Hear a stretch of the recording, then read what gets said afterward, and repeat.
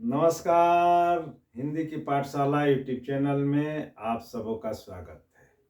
अब हम लोग अब्दुल रहीम खान खाना का यह दोहा पढ़ेंगे और उसको समझेंगे। वृक्ष कबहू नहीं फल भखै, नदी न संचय नीर, परमार्थ के कारणे साधुन धारा शरीर रहीमा, साधुन धारा शरीर। संदर्भ। तो इस संदर्भ में यह कहना है कि रहीम का यह पद है भी कि नहीं, इसमें विद्वानों में मतभेद है। लोग इसे छेपक के रूप में देखते हैं कि यह किन्हीं और कवि का लिखा हुआ है जिसको रहीम के नाम पर चला दिया गया है। खैर जो हो, हम लोग इसे रहीम का ही दोहा मान करके पढ़ें। तो यह दोहा जो आपकी पाठ्य पुस्तक है उसका नाम लिख देंगे। बसंत, दिगंत या स्पर्श या आरोह, वितान, बाल भारती, जो भी किताब जो आपको पढ़नी है जिसमें यह पाठ या यह दोहा संकलित है उसका नाम आप रख देंगे और यहीं पर यह भी संकेत कर देंगे कि कुछ विद्वानों की मान्यता है कि यह रहीम का दोहा न होकर के छेपक है, किसी अन्य कवि का लिखा हुआ है जो रहीम के नाम पर चल गया है। और इसका प्रसंग, तो प्रसंग ये है कि इस दोहे में रहीम एक व्यक्ति की तुलना वृक्ष और नदी के साथ करते हुए वो ये कहना चाह रहे हैं कि व्यक्ति को वृक्ष और नदी की तरह परोपकारी होना चाहिए, कल्याणकारी होना चाहिए, न कि स्वार्थी होना चाहिए। और यही साधु की पहचान है, सज्जन या सज्जन की पहचान है या मनुष्यता की निशानी है। अब इसमें हम लोग कठिन शब्दों का अर्थ देखें तो वृक्ष सब जानते ही हैं, कबहू माने कभी भी नहीं, फल भखै, भखै का मतलब जो है भक्षण करना, खाना। और नदी न संचय, संचय का मतलब जो है संचय यानी कि इकट्ठा करना, और नीर का मतलब पानी, जल। परमार्थ यानी कि परमार्थ यानी कि कल्याण या परोपकार के कारणे, के कारण, के लिए, साधु न धारा, साधु यानी कि सज्जन, धारा यानी कि धारण करता है अपना शरीर। तो इसकी जो है का सरल अर्थ रहीम कवि कहते हैं कि वृक्ष कभी भी अपना फल नहीं भक्षण करते हैं, भखे यानी कि खाते हैं, और नदी अपने जल को संचित करके नहीं रखती है, संभाल करके नहीं रखती है, वरन वह बहते रहती है। और परमार्थ के कारण साधुन धरा शरीर, और जो साधु जो होते हैं या जो सज्जन होते हैं, जो सच्चे अर्थों में मानव हैं, वे अपना यह जो शरीर धारण करते हैं यानी कि मानव शरीर रूप में जब अवतार लेते हैं तो वो किस लिए? परमार्थ के कारण, यानी कि हमने मनुष्य का शरीर जब धारण किया है तो हमारा काम क्या है? परमार्थ करना, परोपकार करना, किसी का कल्याण करना। अब इसकी जो है व्याख्या, तो रहीम कवि कहते हैं कि वृक्ष कभी भी अपने फल को नहीं खाता है। फल क्या? वृक्ष तो अपना जड़ से ले करके जो है फुनगी यानी कि फूल और फल तक सब जो है जीव जंतुओं के लिए, मानवों के लिए अपना शरीर धारण करता है। वृक्ष का फल लगता है, उस फल को पक्षी खाते हैं और उस पर जो है फूल पत्तियां लगती है, उससे सौंदर्य बढ़ता है। पत्तियों के माध्यम से वह हमें जो है प्रकाश संश्लेषण की क्रिया करके हमें ऑक्सीजन देता है। और जो इस सृष्टि के लिए हानिकारक गैस हैं जैसे कार्बन डाइऑक्साइड, तो उस गैस को ही वह जो है भक्षण कर लेता है, यानी कि जो है जहर पी करके वह हमें फल देता है, रस देता है, रसदार फल देता है। और उसके जड़ से लेकर के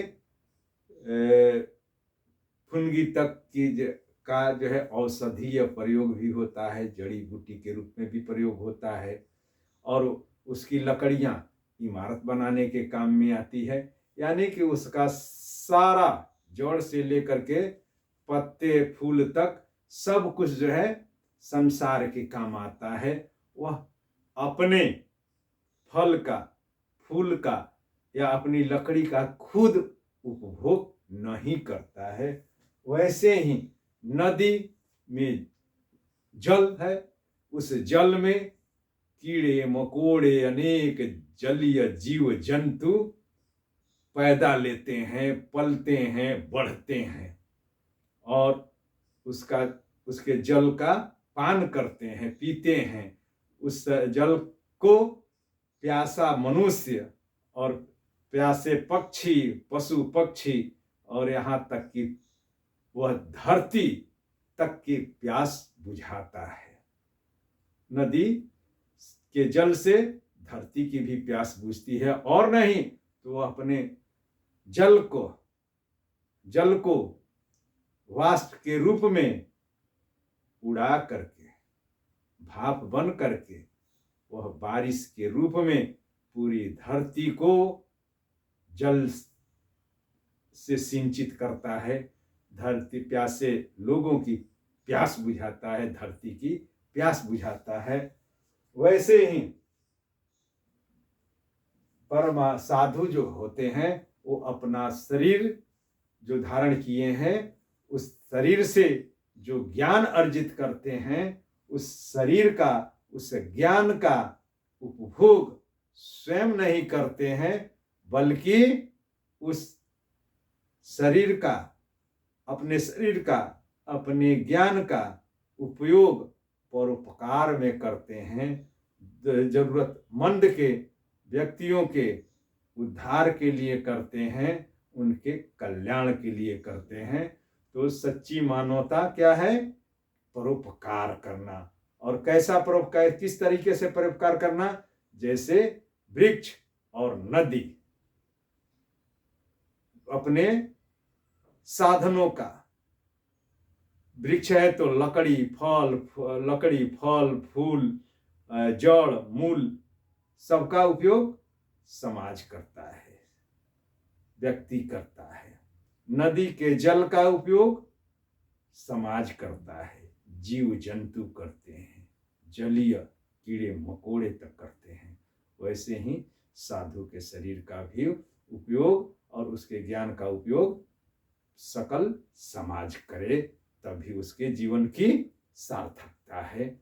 और हम लोगों ने अपने ग्रंथों में यह भी पढ़ा है कि राजा शिवी ने अपने शरीर के मांस को दे दिया था पक्षी को खाने के लिए। और वैसे ही दधीची ने राक्षसों से इस धरती का उद्धार करने के लिए अपनी हड्डी तक जो है दान दे दिया था, जिससे वज्र बना था और उससे वृत्रासुर जैसे राक्षस का वध हुआ था। तो ऐसा ही साधु का शरीर परोपकारी होता है। अब इसमें जो है विशेष के तौर पर तो एक बात चर्चा कर दिया कि छेपक इसमें है या छेपक माना जाता है क्योंकि अधिकांश दोहों में रहीम अपने नाम का उल्लेख करते हैं। यहाँ पर देखेंगे कहीं रहीम का नाम नहीं है। और यह रहीम ग्रंथावली में जो प्रमाणिक संग्रह माना जाता है, रहीम ग्रंथावली, जिसका संकलन संपादन विद्यानिवास मिश्र ने किया है, उसमें यह नहीं है।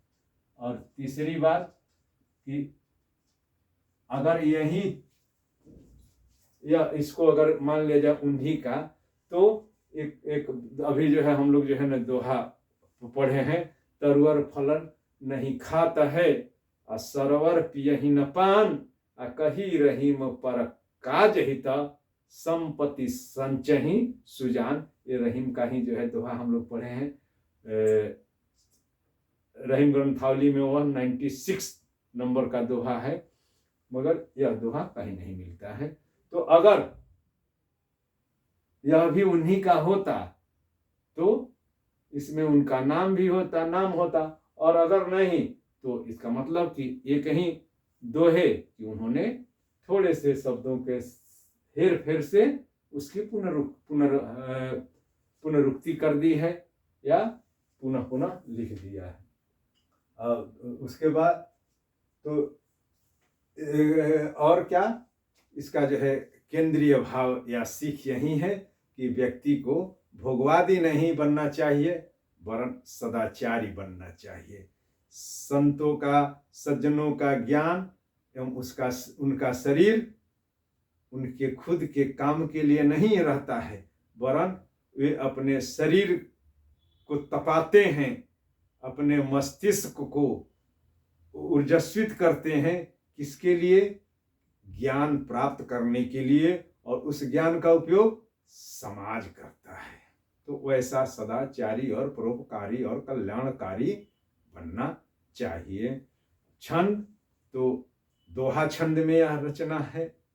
जिस दोहा छंद की खासियत, उसमें 24 मात्राएं होती है, 13 और 11 प्रयति दे करके गिन ले हम लोग। वृक्ष, क, ब, हु 1, न 1, धी 2, फ में 1, ल में 1, भ में 1, ख में 2, न में 1, दी में 2, न में 1, संचय में 1, चय में 2, नीर में 2, नी में 2, 1, 3, 2, 2, 4, 1, 5, 3, 8, 8, 5, 13, 4, 4, 3, 7, 7, 3, 10, 1, 11, यहाँ पर 2 होगा ना, संचय 11, 13 और 11 पर यति देकर के इसमें 24 मात्राएं हो गई। और भाषा इसकी कैसी है? प्रवाहमय है, संगीतमय है, सरल है, सहज है, प्रभावशाली है। शब्दों का चयन बड़े ही ढंग से और सटीक भावों को व्यक्त करने के लिए हुआ है। और उसके बाद अलंकार, तो इसमें अंतिम में तुकांत है, तुकबंदी है, नीर शरीर, तो इसलिए इसमें कौन अनुप्रास? अंत्यानुप्रास अलंकार है। और उसके बाद अंत्यानुप्रास। और कौन अलंकार है? न दी न संचय न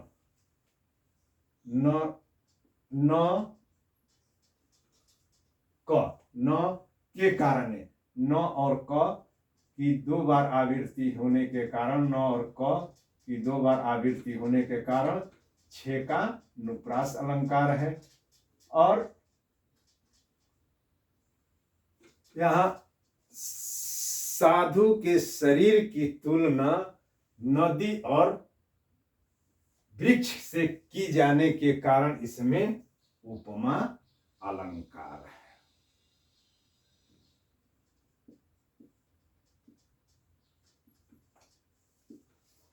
बहुत बहुत धन्यवाद। इसको बार बार जो है देखिएगा और लाइक, शेयर और सब्सक्राइब कीजिएगा।